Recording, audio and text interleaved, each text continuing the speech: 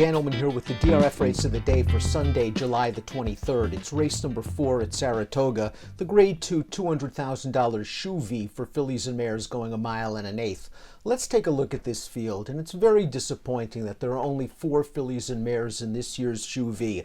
It's not a good betting race, but it does have potential Breeders' Cup implications because you have 2 of the best filly and mares in the country in this field. Clairiere, the number 4, is currently the best filly and mare in the country. She won the Shuvee last year. She's coming into this race off 2 Grade 1 victories, and she has the recency edge over the number 2 Nest, who is a star 3-year-old filly last year. It'll be very interesting to see how Nest performs in her first start since last year's Breeders' Cup distaff.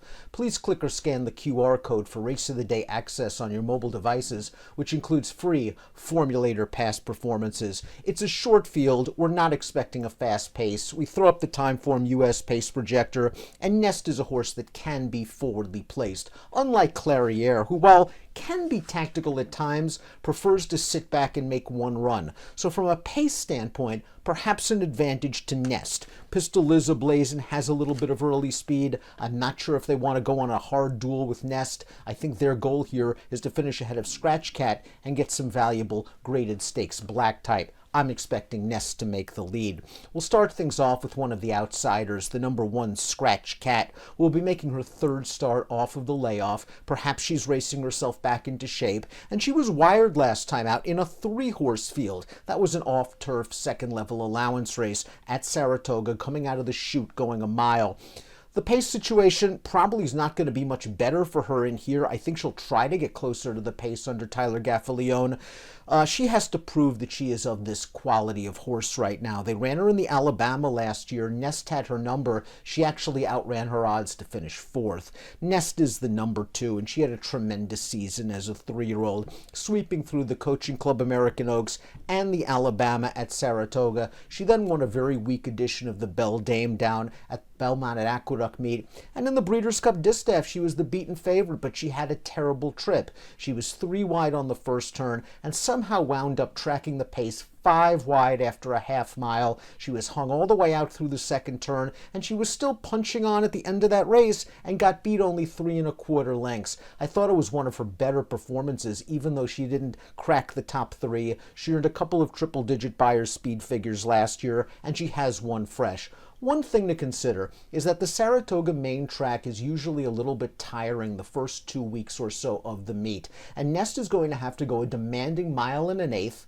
over a potentially tiring surface in a race that could just be a prep, as Todd Pletcher eyeballs the fall for Nest, culminating, they hope, in the Breeders' Cup distaff. Pistol Liz Ablazing won this race at Parks last time out. It was a second-level allowance. She's stakes placed in her career, going 1 1/16 miles, but this was a really good performance for her. She sat off of the lead. She made the lead, and once she did, the race was all but over. She's been very consistent throughout her career, hitting the board in 9 of 11 starts. If the track happens to come up wet, you could probably maybe add a little bit of momentum to Pistol Liz Ablazing. She likes a wet track, but that last race was a career best Buyer, and it was only an 82.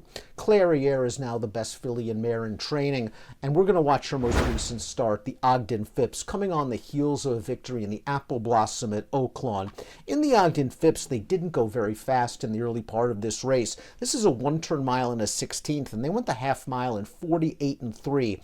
Clairiere had a lot of work to do, and that's a pretty good filly that she has to run down in search results, a horse that's likely going to be odds-on in Saturday's Molly Pitcher at Monmouth. Clairiere, undaunted, got by search results to win the Ogden Phipps for the 2nd straight year. She likes Saratoga. 1 1/8 miles, maybe not her favorite distance. I prefer her at the 1 1/16 miles distance.